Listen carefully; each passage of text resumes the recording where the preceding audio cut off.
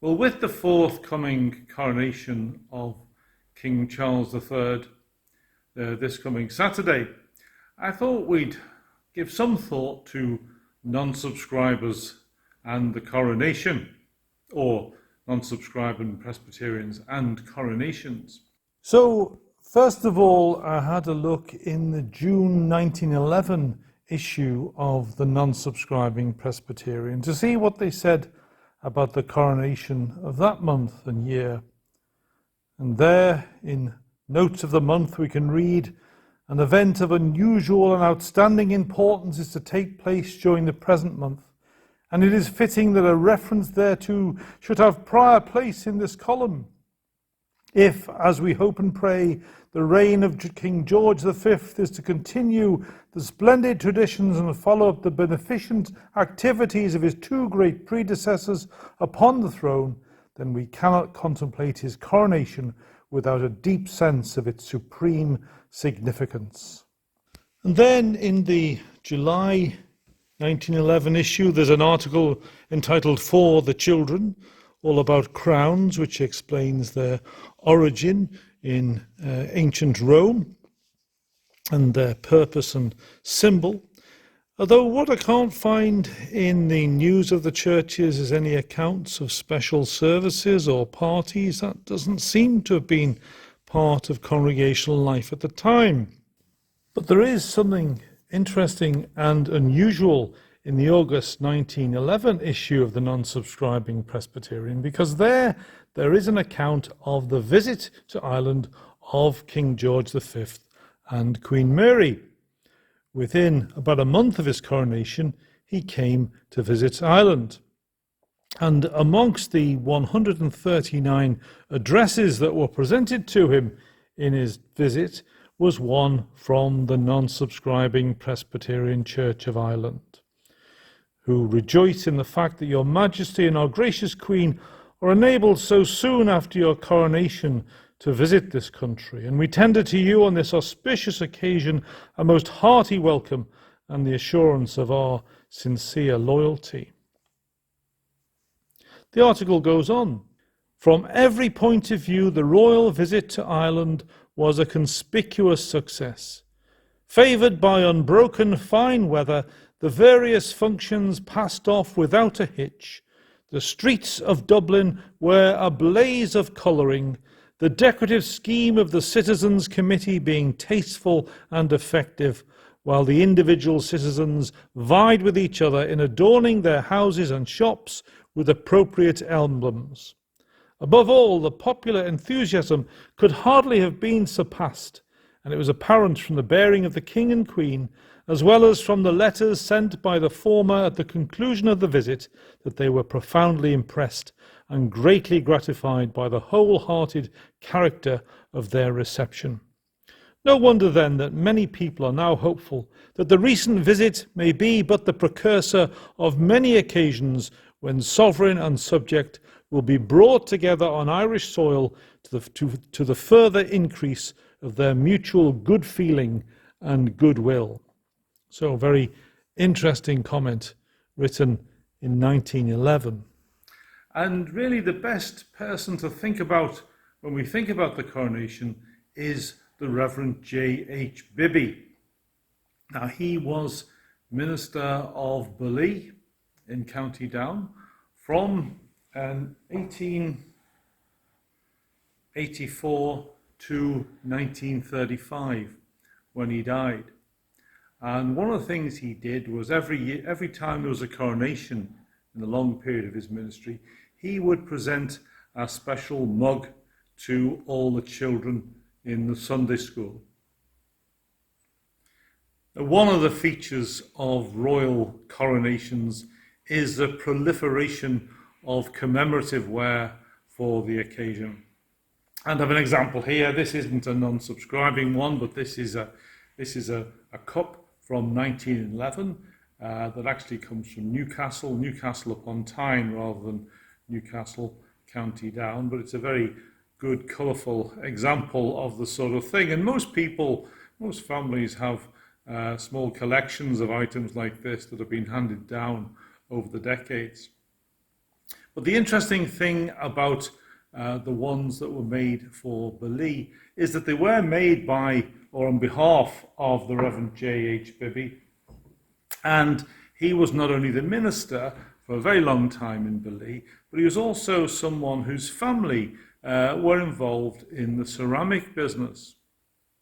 And a lot of people know he was a fairly wealthy man, and he was a very generous benefactor to Beli, and all the land that the church owns, well, most of it was actually given by the Reverend J.H. Bibby.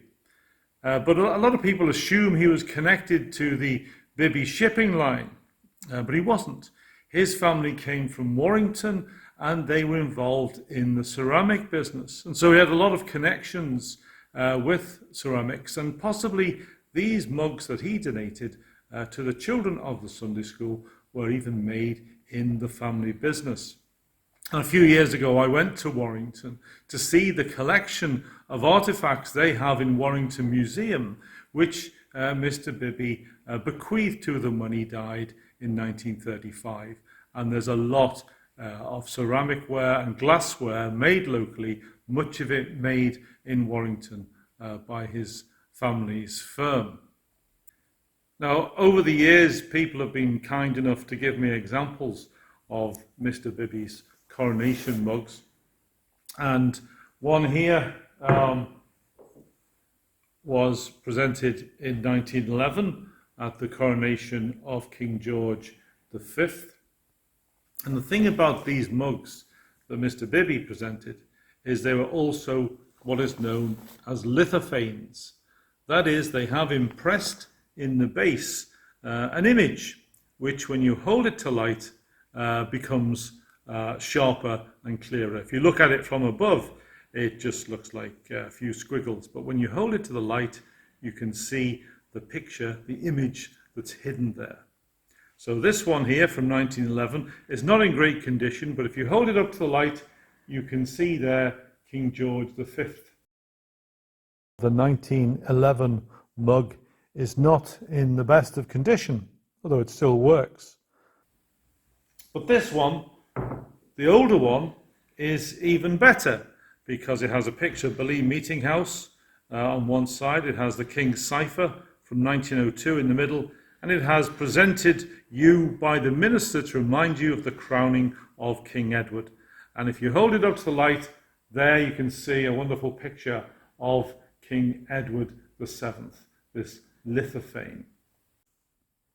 The non-subscribing Presbyterian magazine in 1911 also goes to some trouble to describe the Reverend J.H. Bibby's mugs, which he presented. There it says, the most interesting and novel coronation memorial in the way of utensils I have seen is a denominational one issued in connection with our Beli congregation, of which the Reverend Joseph Henry Bibby is minister. It is a china mug presented, I believe, to the members and children of his congregation by Mr. Bibby. When that gentleman undertakes to do a thing, it will be done, and done as satisfactorily as possible. In the present instance, the mug is especially appropriate, as it bears the names and periods of service of all the ministers who have served the congregation.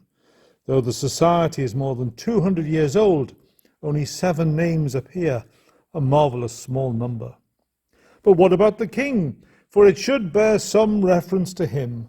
None, however, is visible until the vessel is held up to the light and looked into, when the etherealized form of his majesty appears to the astonished beholder. Though simple and unpretentious, the mug is a useful and interesting memorial, not only of the coronation of King George V, but of the ministers of the congregation also. Now, the Reverend J.H. Bibby was a very distinguished, long-serving minister. He was a very thoughtful and generous man.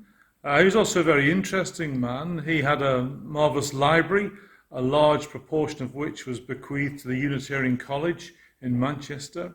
He had his own bookplate in his books, and his bookplate was considered so significant there is a copy of it kept in the Victoria and Albert Museum in London. He also gave these mugs to all the Sunday school scholars in the church at that time. And it's a nice thought to think of these as a link with that past and a link with those royal occasions, one of which we celebrate this week.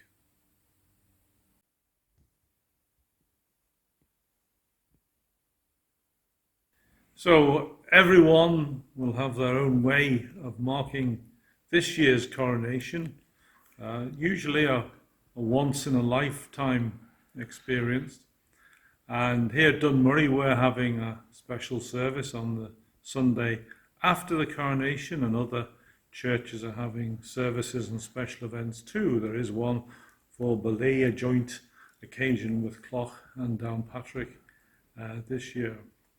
But we wish the new king well, a new reign, a new beginning, and another milestone in the history of this country.